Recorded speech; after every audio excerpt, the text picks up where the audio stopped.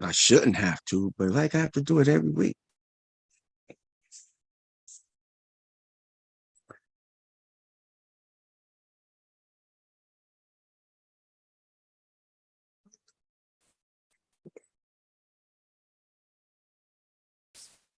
So how was your birthday? And happy birthday. I told you happy birthday. You didn't say nothing.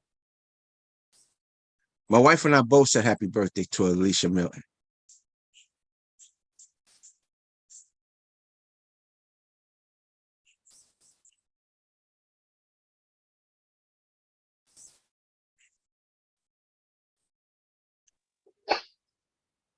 My birthday was good. See what I have on? Acquisition Summit. You guys wished me a happy birthday where? Online? I Oh, haven't seen it yet. it was I text you today because I missed it yesterday. Oh, you Yeah, your birthday doesn't show did? up, but that's only because I guess that's how you want it. But your birthday doesn't No, show up on Facebook. it should. Nope, because I tell that's one thing I do every day. I don't know. I've made it a I habit should be in for your years. phone, Daryl. Your phone, my phone. Yes. You should have I my birthday listed in your system. well, It's a I don't know very what special happened. day. Yeah, but yesterday, yep, your name is not here. Thank you You are so not much. you are not on Oh, Facebook. thank you. They have my card. That's good. Yes, because it's been here for about 2 weeks. 2 weeks. Yeah, they usually shred it. He said the person that normally does that wasn't here. I am so thankful. So when I get home after this meeting, I'll have to unblock it so my Oh bank doesn't man. delete it. All right. Who No anyone more come in yet? shenanigans. Uh, no one I signed haven't in seen yet. anybody. It just shows Nah. us. Yeah. I'm looking Well, on. I Let me see. won't be able to see it. That's right. Let me see. I'm looking on Facebook. Did anybody? I think I see. Hold on a minute. Hey, Kevin Gray. What's up, man? Are we live? We are Yeah, live. I'm telling all my we're live on business. Facebook. Y'all be Yeah, we okay. Well, start in two Costco is getting. minutes. I just left my doctor's appointment, so I had to be on time. You guys make sure that you're on time to these calls. It's valuable information. Valuable information. All right, we have some people coming in. I'm off camera now. All right, we got people coming in. People coming in. Hello, everyone. All right.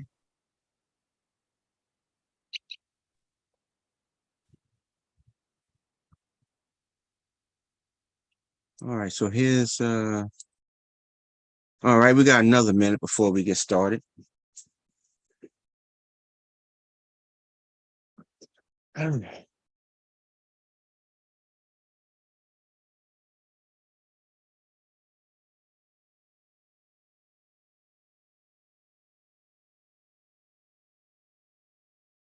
Oh, so it's 2 o'clock. All right. So how's everyone doing today? Welcome to the capital raise strategy session. The GOB's capital raise strategy session. I want to say welcome everyone.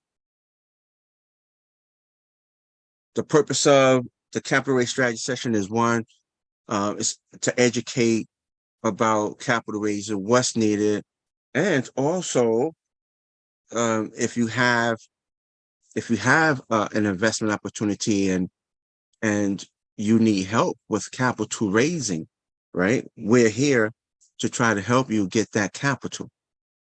All right. So we're here to help you get that capital. All right. So today, let me see. We already. Is there anyone that's working on something? and I would like to talk about whatever, I would like to talk about whatever you're underwriting. What is it that you see going on in the market? Do you feel that capital raising is getting tougher with the market being in its current condition? So I would like to talk about several things because there's a lot that's happening in this market. Let me see. I think so. Is someone here a lender? Do we have any lenders in that's here right now? No? Okay. So so the one thing that I'm seeing in the market is the interest rate starting to really creep up even higher. And I mentioned this yesterday. I was underwriting a property and I'm a very conservative underwriter. The interest rate came, I was underwriting at 7%. And then I sent my T12 rent roll and my underwrite to my lender. My lender came back with the term sheet. And when I looked at the interest rates, the interest rate on the term sheet, it sort of took me by surprise because the interest rate that they were offering was 7.5. And I underwrite at 7 because my last term sheet was like 6.75 or 6.5. So I always underwrite slightly higher than whatever the lender is saying. I always go at least a half a point higher. So when I saw 7.5, I was like, holy smoke. That means now I got to go to 8. And at 7.5, it killed the deal. So what are you seeing out there? Are any of you seeing the same thing? Right? JR, what are you seeing? Are you seeing the same thing? 7.25. 7.25. Holy smoke. Gary, what are you seeing out there? Gary Stubitz? Gary still here? He may be working. Marcus Parrish. Let me see. I thought I saw something in give me 1 second, everyone. Chat. What we got here?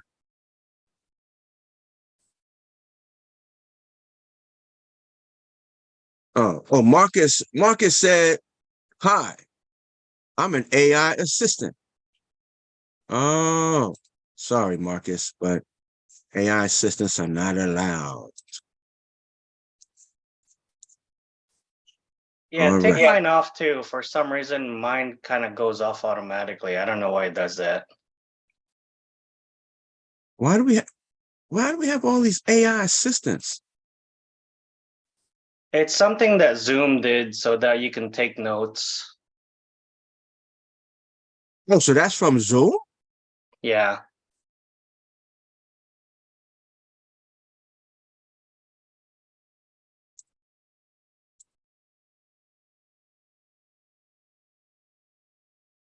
So Wow. it could just be you and I here, Daryl. I know. Look at there. Okay, so Thurman. Now JR, Thurman is a real estate agent. So Thurman, Hey, what are Thurman. you seeing with interest rates where you are? Let's see if he could talk. I don't know if he could talk. Now unless Thurman is an AI.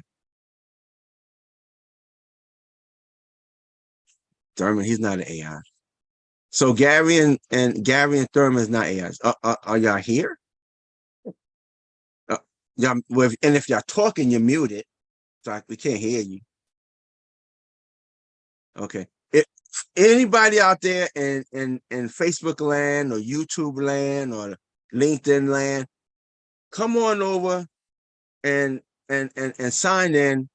All right, because this is a learning thing. We're about learning in here. You know what I'm saying? So, Miss oh man, McKitchen. Hi, how you doing? Bernita McKitchen. How you doing? How you doing? All right, yeah. Um, okay, so anyway, what we're starting to see now in the market is interest rates are starting to go up. That's number one. Okay. And underwrites are definitely being affected because this particular seller, he wanted 5.5. No, excuse me, he wanted 5.25. So I was underwriting. I came in like at 4.3. He had a couple of offers that came in at 5. I don't know how in the world these people came up with 5, but they got 5. And I said to myself, I said, he needs to go ahead and accept that 5, right? But now, if people are really doing their due diligence, they are staying in contact with their lender. So if they underwrote that, when they submitted the LOI, if they did not check with their lender to see where the rates are, that LOI has been written. I could tell you right now, if they're conservative like me, it was underwritten at a 7. And if they don't mind being aggressive and is risk averse, then that means it may have been written at 6.75. Okay. And yeah, your numbers are going to be looking real great until until you get under contract. Now you go back to that lender and that lender says, hey, this is what the rate is. And then you're going to find yourself in a little situation. All right.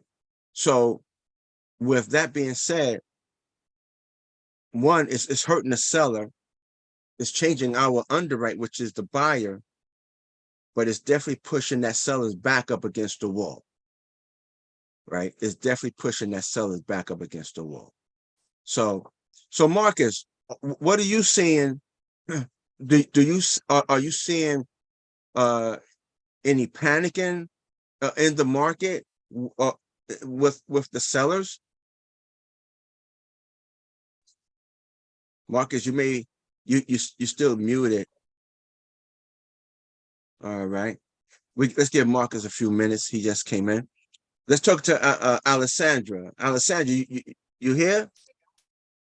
Yep, it's me. All right, all right. So Alessandra, now Yay, I know not an that AI. I know, right?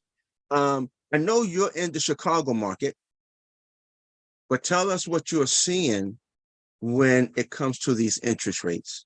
Or do you see them increasing out there? The interest rates have increased and is working against some people.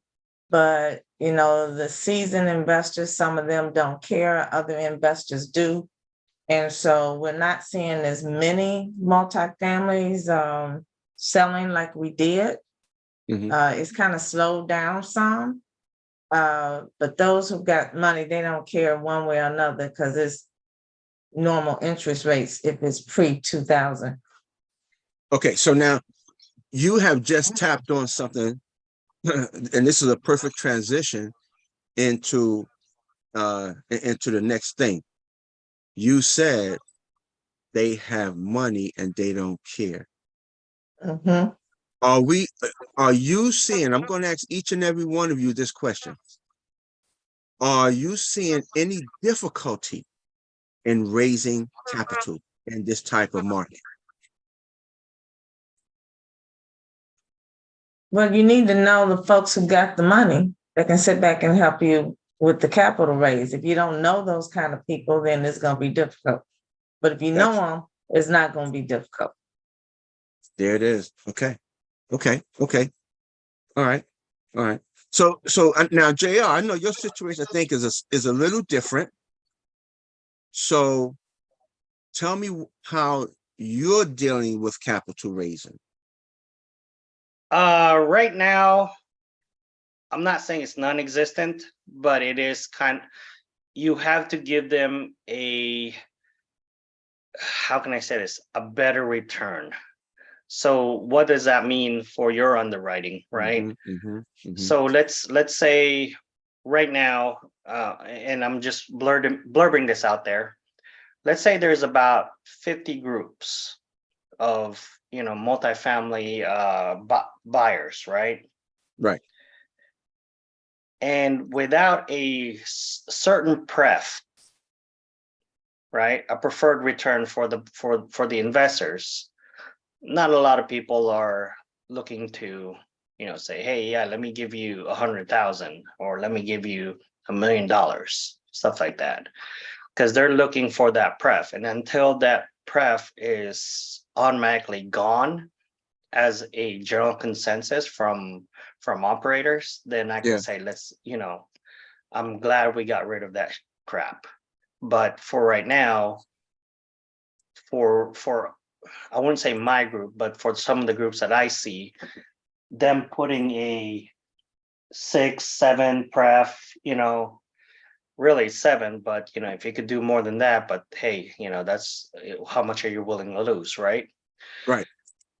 So that's kind of typically where I'm at with when it comes to fundraising. Okay. So now, I'm going to jump a little bit because in my underwrite, I don't offer a pref.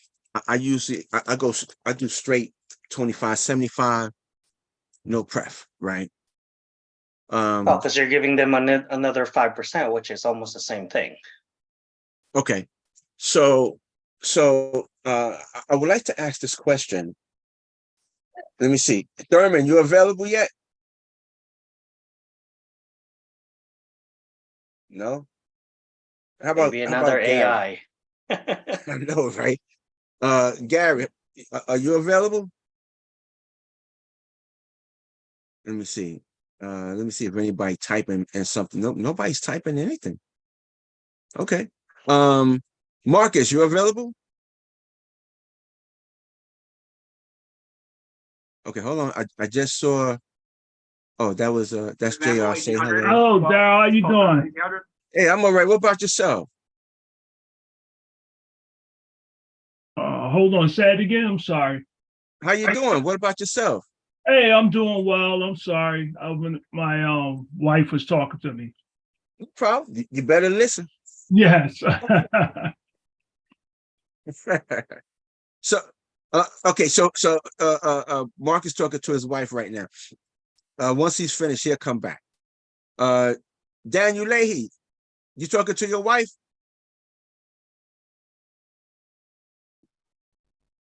Okay, we can't hear you. He's breaking up. He's breaking up pretty bad. All right. So as of right now, I'm not raising capital. Wait a minute. Actually, Alicia is raising capital. Alicia, are you talking to your husband? I'm still raising capital. I know, but already I talked with you, and you're offering a pref. Am I right? Yes, sir. Okay. So Alicia, are you offering a pref on your deal? No, I don't think Alicia could talk. And sorry about that, Daryl. You were I was you got held up for a second. Oh, okay, no problem. So Alicia's trying to talk, by the way. So Alicia, okay, so hold on one second, Daniel. Daniel said he got held up. All right, so be careful, Daniel. Someone trying to stick you up, man. You know what I'm saying? I should explain better. Bad connection. There we go. So Alicia, I know that you're raising capital, and JR is offering a pref. However, I was explaining that in my underwrite, I don't offer a pref. I just like to go straight 75-25 split or 30-70. But in your deals, are you offering a pref? No, we're not offering a pref. But what I'm experiencing is very similar to what Alessandra said, is that, when you're raising capital, the sellers they're Uh-oh. Alicia, I think you went into one of the mountains. We can't hear you. are that they're wanting like a return. I don't think she can hear me either. Right after. All right, so we're going to come back to Alicia because she done went into one of the mountains. And so Daniel, are you available? Daniel Leahy? Yeah. All right. So Daniel, let me ask you a question. What are you seeing where you are when it comes to capital raising? Are you starting to see difficulty raising capital?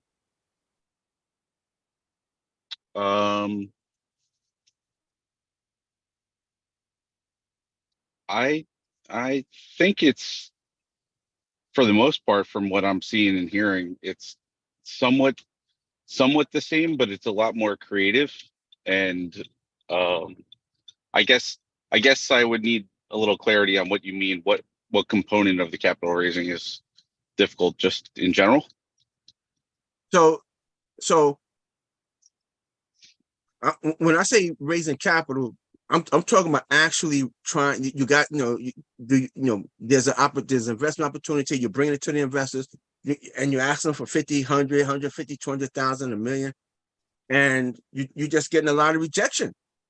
Where people are like, "Yo, man, I'm just going. I don't want to put my money in. I just want to wait." So so are you seeing that? Are you hearing from other operators, hey, man, we are having the most toughest time trying to get this capital raising thing done. People are holding on to their money. Are you seeing something like that? I think so. I actually was just speaking to a colleague of mine that does not only the fitness side, but the real estate investing side. He's with the Hunter Thompson team for capital raising. And he's not seeing that, but the one aspect that is affecting things is the overall interest rates, as opposed to how it used to be, where you were making $0 in the bank.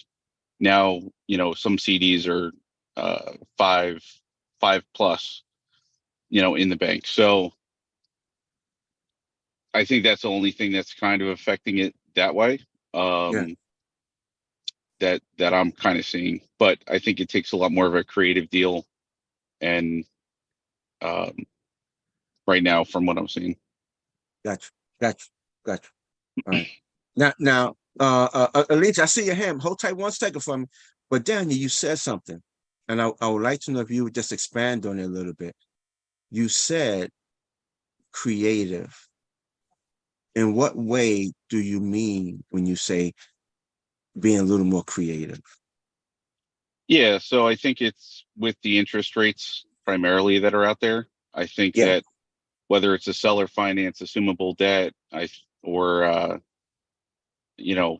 really honing in on how you can force appreciate the property in a more creative way, similarly to kind of like what we were talking about for a couple of the properties recently on the technology side of things.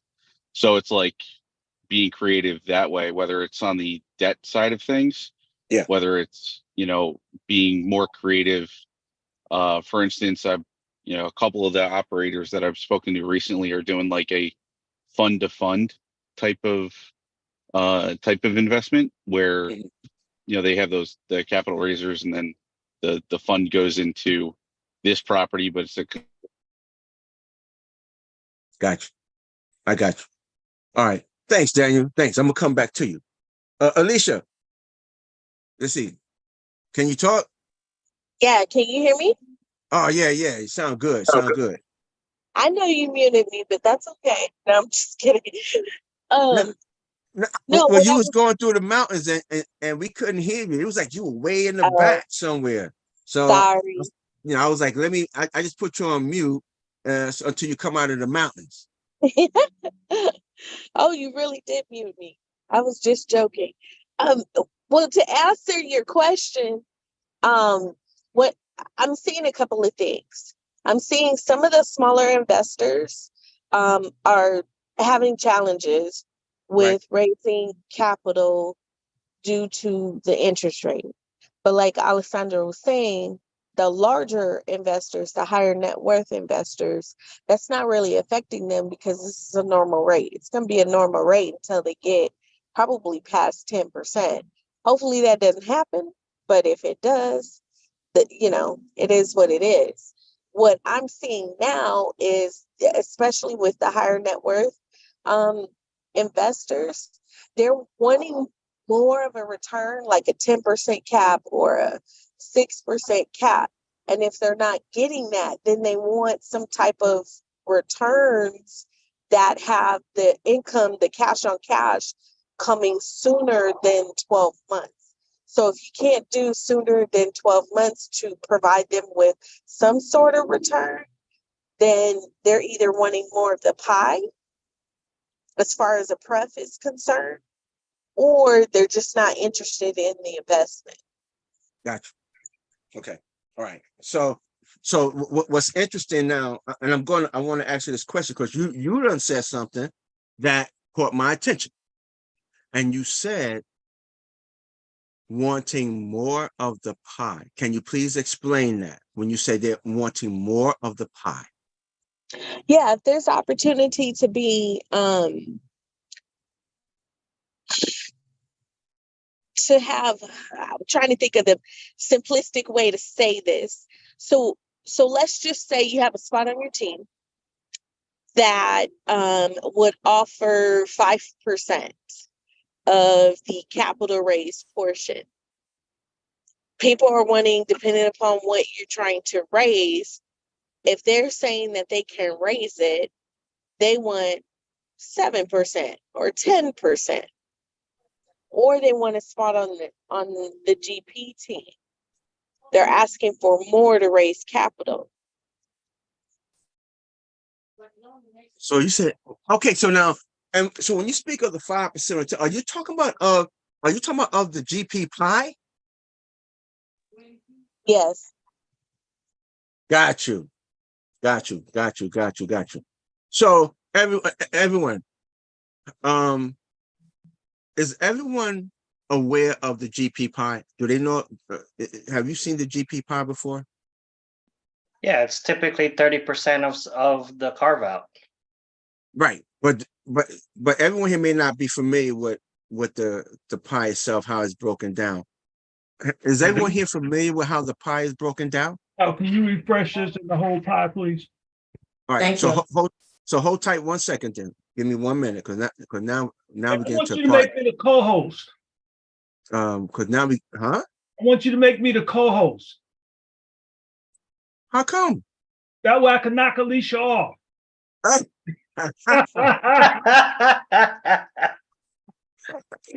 she's telling the truth a little bit, you can't just knock off someone because of a partial truth of something.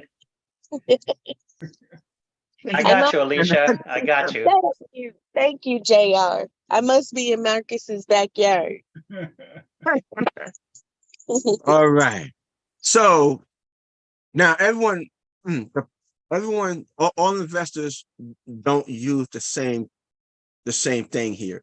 Some may be a little more different. Some of these may exist and some of these may not exist. Okay. But this here is what you call the GP pie right here. I don't know why it's not coming down all the way right here. This wait a minute, let me see if I move it up. Oh, there. I'm just going to leave it like that. But I'll go a sec. So this here is the GP pie. So and Alicia is driving, so I know I don't look at the pie, but I'm assuming Alicia is saying that of this capital raise portion, right? They're wanting a greater portion of this 30%. Now, again, everyone, listen. I know Alicia is not looking at the pie, and she's not going to be able to say if this is exactly what she's talking about. Hopefully she'll get home or get to a location where she could take a look at the pie. But as you can see here, these are the categories. This is the responsibilities of the GP team right here. Now you can adjust these to whatever you want. Okay. So, sourcing, like, say if you got one person that's the loan guarantor, he would get all of this. But if you got two people, then it would be split.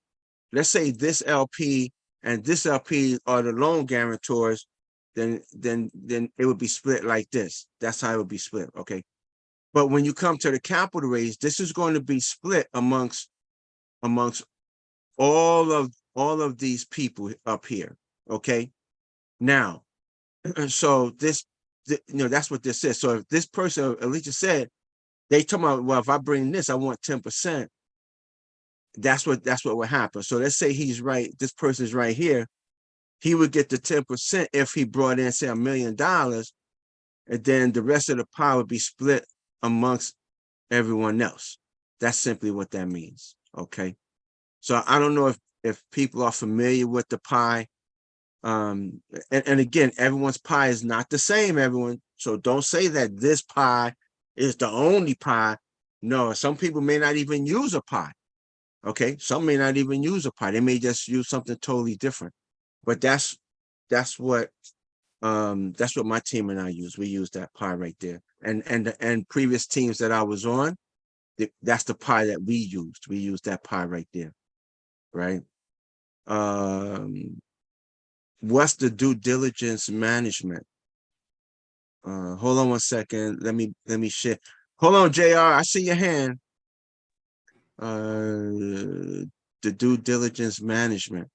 So now, so you can make this whatever you want. It doesn't have to be this way.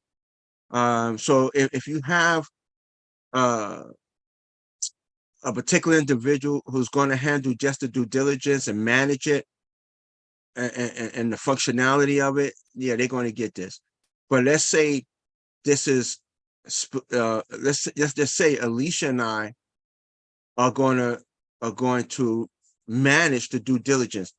Go there, make sure everything is done, blah blah blah, this, that, and the other. Okay, then we could split it. Now we may change this, right? Push come to shove, we may have to change this and say, down, you got to make that 10. We get 5, but put that 3, give that 3 to the earnest money person. Okay. And you may do that, right? You could do that too. All right. You could do that too. So that's what that is. But now remember, everyone, you do not have to use these same names. You don't have to do that. You don't. Okay. This is not like standard. That's not like this is the rule. No, it's not. And you could change those names because you may have to incorporate other things to get to where you need to go. Okay. Go ahead, JR. Speaking of that pie, right, and the loan guarantor. Yeah. So let's say your sponsor, okay, in that certain language, I've seen them take more than 60% of the carve out, and a little bit more depending on how much they actually put work into it. So they're just not going to guarantee they're just not going to guarantee your loan, right? If you're a new, and this is from experience, if you're a newbie, yeah, and typically you say, hey, look, I need a sponsor to sign a $10 million loan, right? Yeah. Let's just go with that. And the loan guarantors are typically saying, all right, do you have any experience in certain things, right? Whatever questions they ask you. And if you say no, and you're, basically asking them, hey, yeah, I need my hand held in a way. Right. So they're going to take pretty much a lot of that 30%. So 80% of that 30%, let's say, out of $100,000, right? Just for small number purposes, 30% is $30,000. And if they take 50% of that, that's 15 already. And if they take another, 30 to make it an 80% out of that 30%, well, let's just say you're looking at $22,000 gone out of your pocket.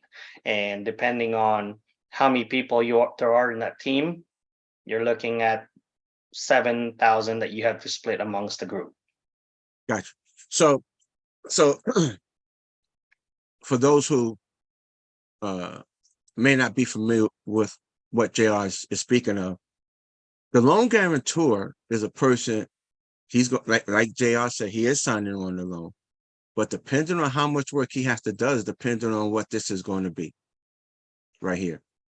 So, and like JR said, hey, let's round these numbers off. Let's say that this here pie is a 30. Let's say this is 30. Okay, it's a 30-70 split. Okay, so 30-70, 30%, and this is the 100. So now we got to split the 30% amongst all of us equally.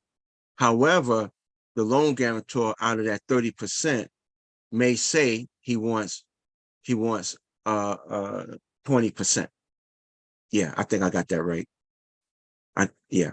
So there's only 10% left of this 30%. And now we got to split that amongst everybody else. Because this is, you see where we're going with this, everyone? Or he may want even, like JR said, he may say, give me 50%. But now the rest of this has to be, as you can see right here, this is over 100. That means we're going to have to break out the rest of these numbers, right? We may have to chop this one down to 20. Oh, hold on a minute, 10. And then we may have to drop this here down to 5. Okay, now we still got 11. Because we got to take away, we have to take like little points away from the rest of this to make it 100. But that's what JR is speaking of. If I'm incorrect, JR, hold on there. tell me. No, you're not wrong.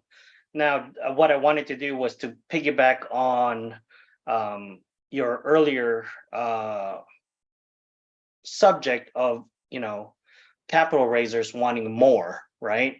Yeah. So every time I deal with capital raisers that are fund to fund people, okay, yeah, I don't tell them, okay, yeah, I can give you more. What I tell them is I can give you I can try to maximize what I could give you for what we have left, if that makes sense. Right. But yes, go ahead and continue. You're spot on. If nobody right. has dealt with this situation before. Okay, right. So what does that mean, JR? I can give you for what is left, because everything else is split up. If you're doing 30% for yourself, then you're splitting up everything else from various other people. So which ones are you messing with? Well, I mean, to take in your point, Alessandra, is that there's only so much that can be split within a 30%, right? And you had to split that amongst a group. And yep. Mm-hmm. I don't know how many people there are in your group of people that you work with for multifamily or whatever kind of syndication you're doing. The reality is, if you're trying to get into a space where you yourself cannot be a loan guarantor, right? Or a loan signee, then you're going to have to ask someone to basically say, hey, if I give you X amount of percentage on this carve out, can you sign on my loan? Right? So, and if they say yes, give me the information. I want to read it over. I want to see where I'm at and how much I can get from this. Because a lot of these guys are, I have one that's a sponsor that's a, how can I say this? He's a loan broker, right? So he can sponsor up to about $40 million, okay, just by himself. Now, does he have $40 million? From time to time, he will sponsor something like that. But if I'm gonna give him a particular project that's gonna cost above $40 million, then he's gonna say, okay, you know what? I'm gonna take 50 plus a little bit more, because now I'm gonna have to have somebody else co-sign with me on this loan project of yours. And yes, I see that your numbers are good. They look great. Do you need anything else from us, right? As the loan guarantors. And if say, for example, you're a brand new syndicator oh, excuse me, you're a brand new syndicator and you say, yes, I don't know anybody. I pretty much burned the bridges on my phone book. You know, nobody wants to help me with money or anything like that. They seem to be broke, but then they can buy a G-Wagon, but whatever. So nobody wants to help you. So you're pretty much in a pool of, you know, that you don't know anybody. So these loan guarantors can say, all right, here, let's do this. I'll help you raise some capital. And if what's raising capital typically on a $40 million, were we talking about like 12 or something like that? Yeah. 125, right? So I've never raised $25 million before or $12 million before, let alone, you know, almost close to 40, right? So with that being said, you know, if he has to do that, then, you know, he's gonna want to be compensated for his time, even though I would just say he just probably wrote an email to, you know, 300 of his friends that are millionaires and said, hey, this is a good deal, everybody come in, you know, put in your money. Did he do that? Yeah, he did that. You know, but he wants to be compensated for his time. So that's why they say they want more than, you know, the current ask. Well, it sounds like based on your scenario, they should get more. I mean, the issue, I didn't understand when you made the statement, if I anything left, whatever, I'll give you that. That didn't make sense to me. Especially if I'm the one submitting the money, Well, going to give it to me or you're not. There's no. no. Well, no. Right. And I'm not sounds saying that, you know, I'm not saying that I'm going to cut you off at, you know, 5% because you did this, right? So let's say, for example, I am a newbie, right? And I have this one project, you know, that we're talking about, $40 million. Okay. I've never raised close to $15 million before. And here comes a capital raiser. Hey, I got $2 million. I'm like, okay, great. Well, we're short another 10 to 13. Can you raise that? Like, no, man, I can't do that. So now you have a loan guarantor, or i.e. sponsor, that can finish the rest. What are you going to say to your capital raiser? Because he's wanting, you know, something higher than the average of about what, 5-10%. Like, well, we need a total raise of this. When I deal with capital raisers, I deal with them in a way to where, okay, what do you have currently and what can you raise? Okay. If what you have currently at 50, if I need to raise just a ballpark number, right? If I need to raise $10 million and he only has 5, then I'll give him, you know, 5%. Right. But he comes in with the full amount of what we need to raise, then guaranteed I'm going to say, you know what, I'll give you the 10%. I'll cut myself out of the carve out, so that way you get that. So in essence, my loan guarantor will get his, and you, because you're the capital raiser, you raise the 10-15 million dollars that we need. I'm okay with giving away my share, because at the end of the day, you know, I'm not in it because, oh, I need a carve out. Then you're in the wrong game. You're in an apartment game. You get paid 3 ways: the carve out, the monthly or quarterly, right? And the sale of the property. And if you only get 2 out of 3 because you gave away your percentage in one, then might as well. Because why? Somebody else did the capital raising for me. That's one less job I have to do. Okay, got you. Hey, so how would your guys, Daryl, Alicia, even JR, how would you handle if the person said they wanted 30% and they're bringing all the capital? They're bringing the entire thing. They can't get all the 30% because all they did was just the capital raising. That's not 100% of the job. Number one, did he underwrite? That's number one. Number two, can he guarantee on the loan? If he's the sponsor, he did all the underwriting, he did all the acquisition, and he just brought a team. I'll say, hey, I got on a team as a freebie on a free ride. Then yes, go ahead, you can have that. But that's not how that goes.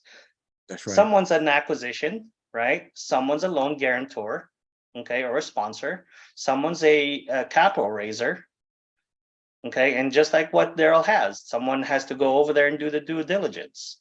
Someone's an asset manager, sorry, I'm fumbling on my words. So just those 5 people, you know, that I just mentioned, I can't give away all of the 100% of the 30% to just one person. You know, the other people who put in as much work as everybody else, they need to get paid too. Yeah. But at the end of the day, if a fundraiser, you know, or a sponsor says, hey, I'm going to do this for you. If I'm just going to sign on the loan for you as a sponsor, right, or as a guarantor, then I'm just going to give him 50% of the 30, because he can guarantee me a $40 million project. I'll raise everything by myself. If, let's say, Daryl came in with, you know, I said to Daryl, hey, I have a $40 million project. Can you fundraise, you know, $15 million? You know what, Chair? I got 5 people right now that can give me 5 million each. Or 5 million each. Sorry, 3 people right now that can give me 5 million each. Sorry, my math is wrong. And I'm like, all right, great. You know, you can have whatever higher portion, because our guarantor is only guaranteeing us the loan. All we need is just John Hancock. Nothing. He's done nothing. So I can give him the 10%, you know, if that's what he wants, and everybody else will get a better split. And that's one way to look at that. But, you know, for me, like I said, I'm the acquisitions guy. I underwrite myself. I fundraise, so I know where all of these things go, right? And if I'm fundraising and I only did 1 million while everybody else did, you know, higher than me, right? Maybe I'll just get 3%, you know. I'll sacrifice something so that somebody else can be happy. The only main thing is, you know, we close on this project, right? That's the main thing. But if everybody else is fighting over the dang carve out, you know, guaranteed this is going to be my last deal with you. Yeah, I think the Because whole point is not to be greedy, right? Yes, Exactly. you signed the Yeah. deal. Yes, you secured it, but you've also talked to your people, the investors who want you to close. They entrusted you with their funds. So let's close. The next deal that you do, that's where you can get more, because now you're building your track record. correct. Right. And if Right. everybody's, like I said, you know, if everybody's too caught up on certain things, then I suggest for that capital raiser, learn how to, you know, get paid out of your own deal, and you know, tell the people, hey, look, I'm capital raising. I also need to get compensated. So would you guys mind if I get compensated out of the money that you guys give me? That's one thing that they need to do too. But if he's going to get compensated doing that, plus he wants to get compensated for being a capital raiser on your deal, then he's double dipping. You're basically, you know, taking out, let's say he gets paid 10% there, and then you're going to pay him 10% here on the carve out. He's double dipping. To me, that's greedy. I don't want you here. I don't care how much money you have. And you know something, everyone, you're going to run into a lot of situations, a lot of circumstances, especially when it comes to capital raise. And you're going to run into those people that JR is talking about. Okay. So you have to, I'm gonna say you definitely have to be, you have to be able to say, yo, that's too much. You got, you know, sometimes the best word is no, right? Right. But you have to, you got to think about the rest of the team. So there is one thing I do want to bring to your attention, which is right here, the asset management of 1%. In some situations, this could be a 0. Depending on how you underwrite it.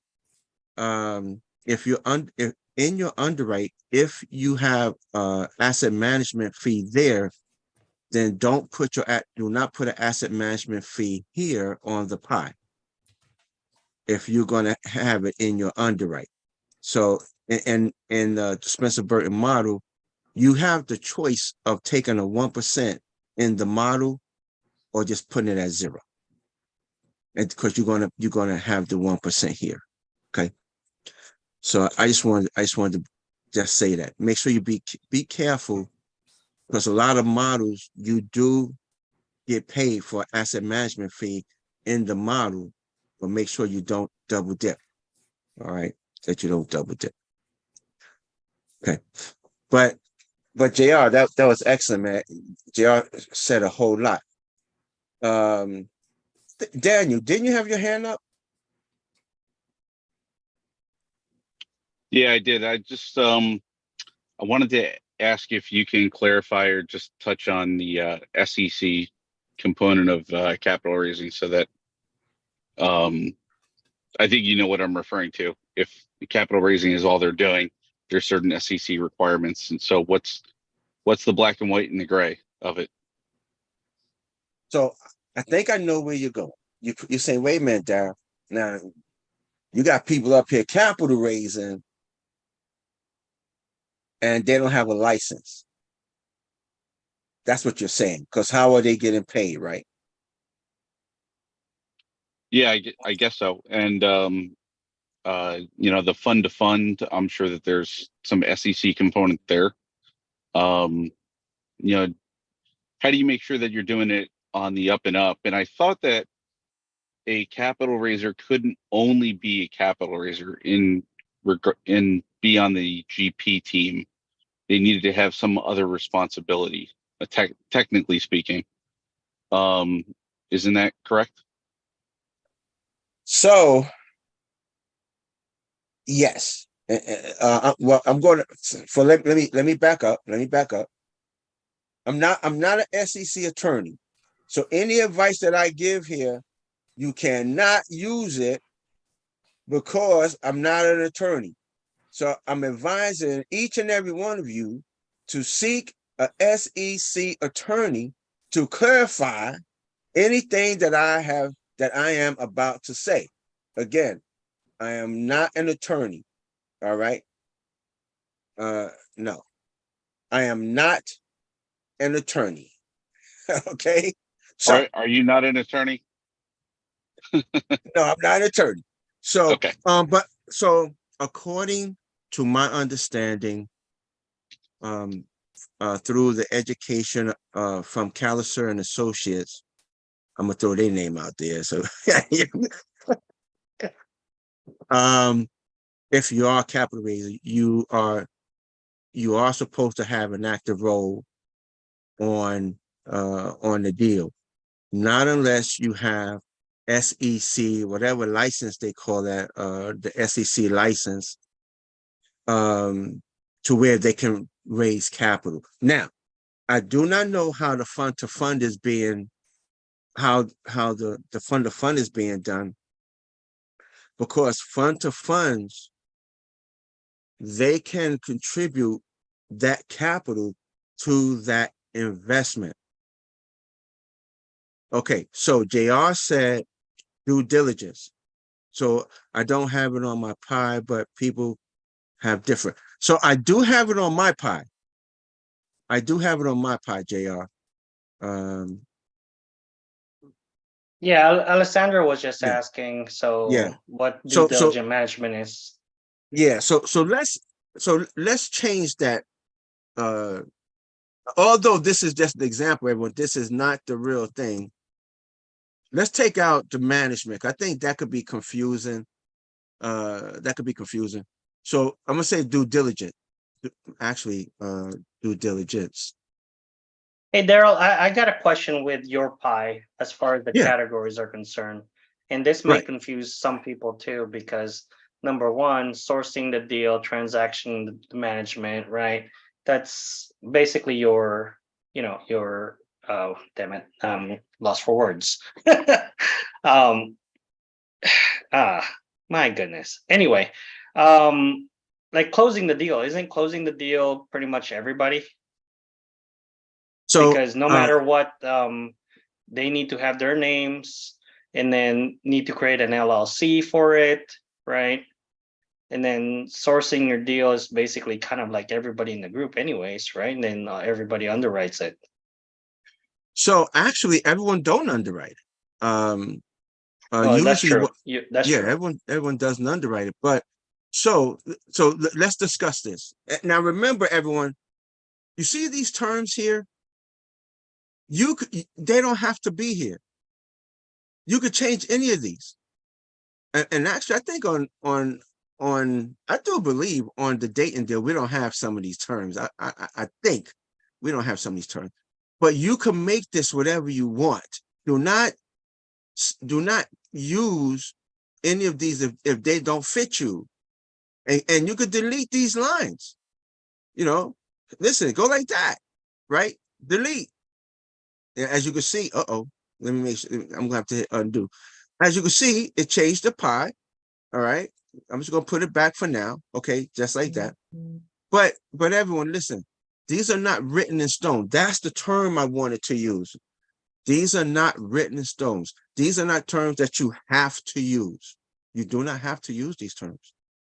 So, who sourced the deal? Who found this deal? When I think of sourcing, who sourced the deal? Who found the deal? Who underwrote that deal? That's what I look at as sourcing, right? Closing the deal. This could be a combined effort, but usually with closing the deal, it's not going to, you're usually going to have, the two people that signed on the deal, because they're going to have to play the greatest role in closing this deal, because those two people that signed on the loan has to close the loan, right? So usually, again, that's normally how that will work right there. Now, also everyone, what I'm saying here is what I have seen from other teams, how they operate, because each team operates differently. No two teams are going to operate the same. It's not going to happen. Okay. So let me go back to sharing. Let me just go back to sharing and also weigh in, everyone. I want y'all to weigh in. I want you to weigh in and say, well, Darryl, on our team, we didn't have this and we didn't have that. So I want you to weigh in. Okay. The due diligence, who's going down to do the due diligence, right? Is it going to be just Marcus? That's it? Well, Marcus is going to get the pie, this 10%.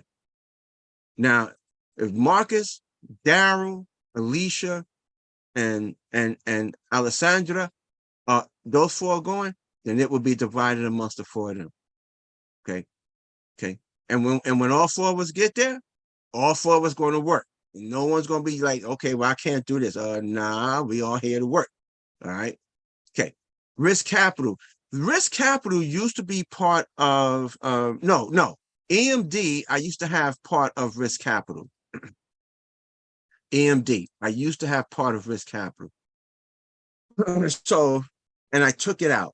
The reason why I separated the EMD from the risk capital is because, and it doesn't happen on all deals, everyone, okay? It does not happen on all deals. But on some deals, the risk capital, the EMD is not at risk. Even if we don't close, that person that put that EMD money up, he's going to get his money back. If your money is not at risk, I'm not adding you to the risk capital. Okay. Now, if you happen to say, well, hey man, I want to be part of the team of everything, then okay, well now your 50,000 is risk capital, and you will also be getting you'll be in that division of getting the split of the pie, just like everybody else. Okay. But there have been times when I was working on a project and I needed someone to put up risk capital, not risk capital, I'm sorry, EMD. And I said to them, your EMD is not at risk. You will get your money back even if we don't close. And they was like, okay. And I kicked them a little, you kicked them a little 5%, 10% because of the money just being there. Okay. But now again, everyone doesn't do that. Some people is like, just, hey, this is what we're looking for. Everyone's gonna be part of the pie. Your money is at risk capital. And in that instance, just combine them both together. Don't have separate things. Okay. So and everyone know what risk capital is, right? Everyone know what risk capital is? Okay. Risk capital, we all have to put up risk capital. Everyone that's in the GP team, you have to put up capital. Okay. There are certain things that must be done. Okay. You have an attorney that's going to do the contract, SEC. Now Callison and Associates does that whole thing for us because I'm in Texas, they already attorneys, they already do SEC, so they do everything for me. Okay. Okay. So, but you have to pay up front on certain things. And some of that money is not coming back if you don't close. Hear me well. So everyone on that GP team, listen, everyone, we got to get this done, this done, this done, this done. Estimation about how much money we all going to have to put in about 50,000. There's 5 of us here, $250,000. Whatever does not get used, it could go back to you. However, I'm asking you to leave it in the deal. Okay?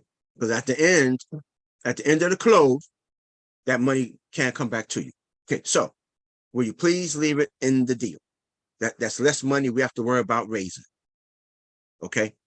So, and in that case, everyone puts up 50,000.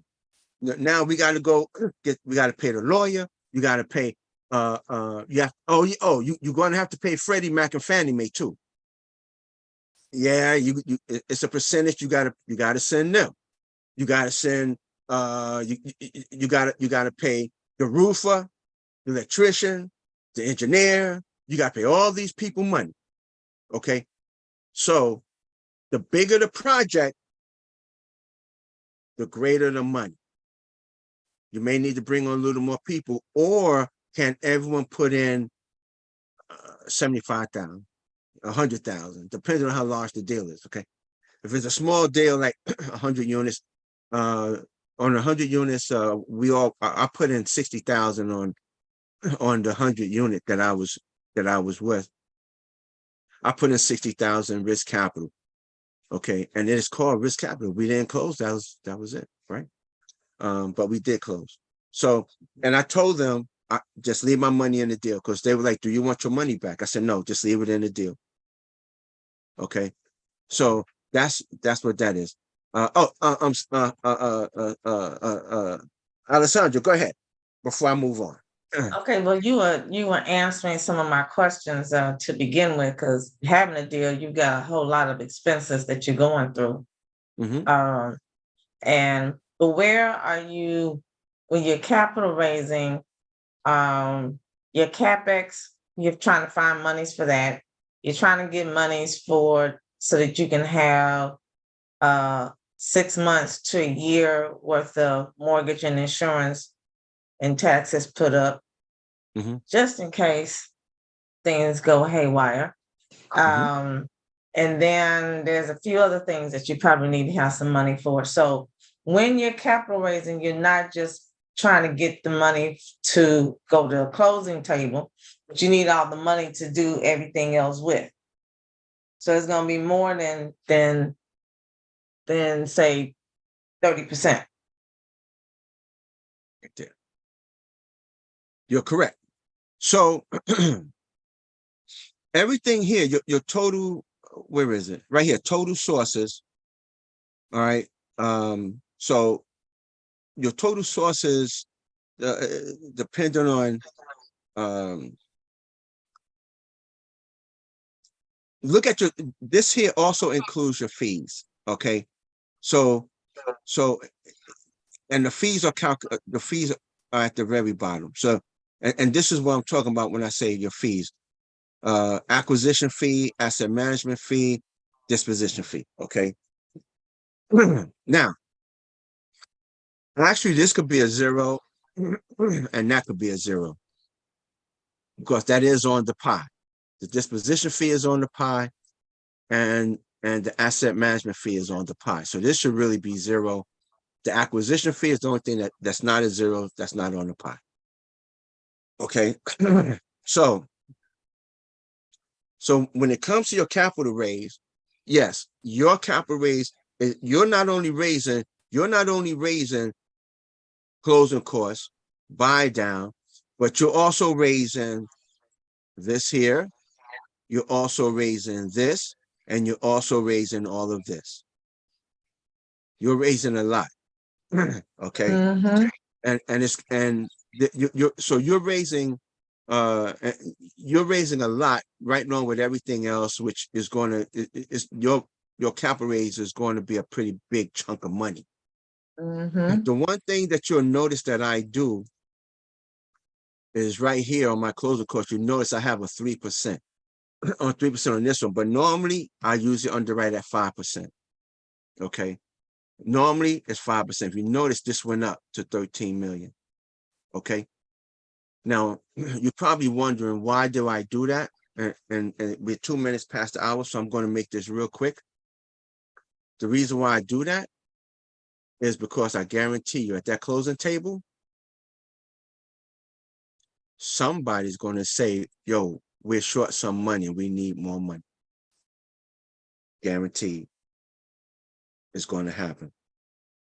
It happened even on the Dayton deal.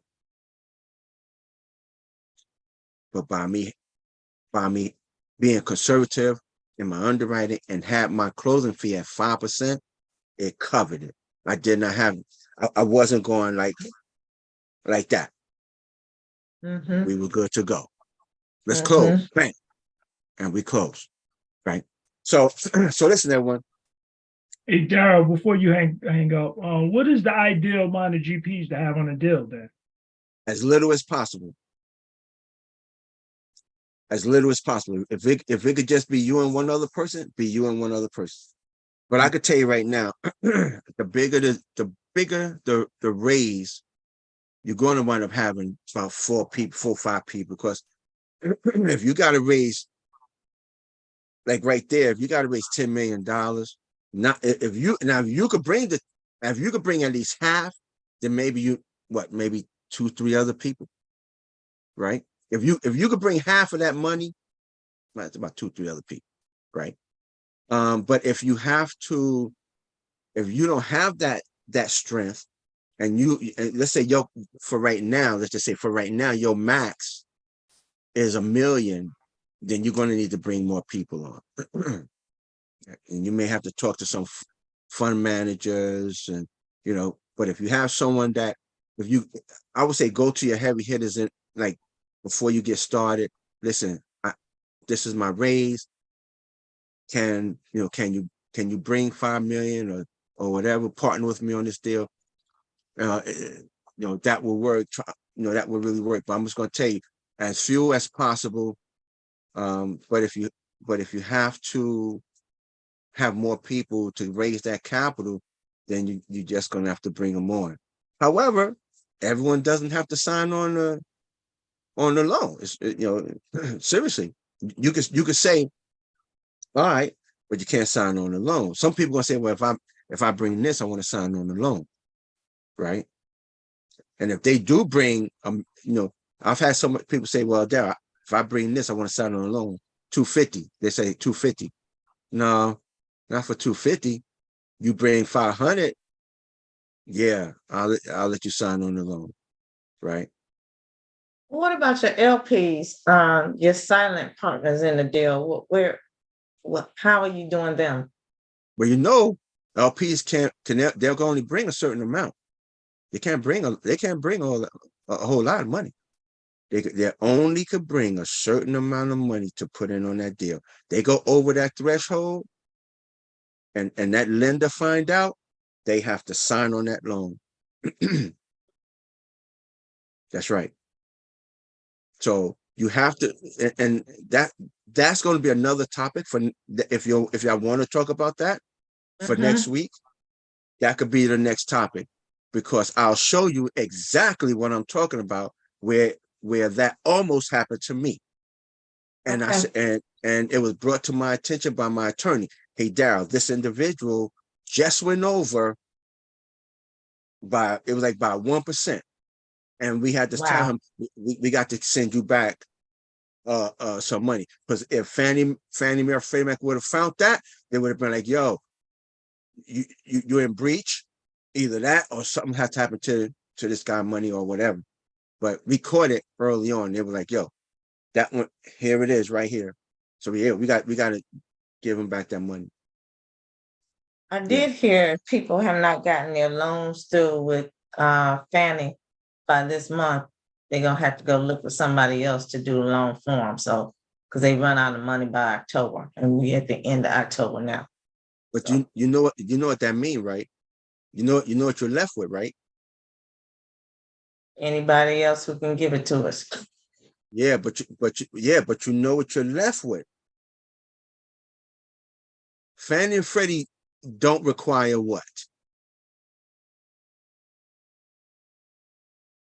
I'm stuck. What are you talking about? Fannie and Freddie are agency lenders, and their loans are non-recourse. If Fannie and Freddie says, okay, we don't hit our cap for this year, we're not giving out no more loans, you got to go elsewhere. The only other elsewhere you're going to go to is the bank. Not unless you could get somebody with big pockets, right? You get an individual who has deep pockets and he say, yo, I'll cover that 30 million for you, like Warren Buffett, right? You know, Warren Buffett, he could do that. But if you don't know a Warren Buffett and you got to go to the bank or the credit union, the banks and the credit union are going to make you be recourse. They don't do non-recourse loans. That's what you're going to be stuck with. Now you're going to have another problem because that sponsor may back out of the deal. He may say, no, I'm not being part of that. now your deal may start falling apart. Well, I'm just giving that as a heads up because this happened to some people and they had to go and scramble to get some money because they ran out in October too. September should be the deadline date for doing Fannie and Freddie loans. Everything I'm doing now is closing next year. It's not closing this year. Every single thing that I have is closing next year. Yeah. So listen, everyone, I want to thank you all for coming and come on back next week. And if you want to pick up, from where we left off today, where I could show you the percentages of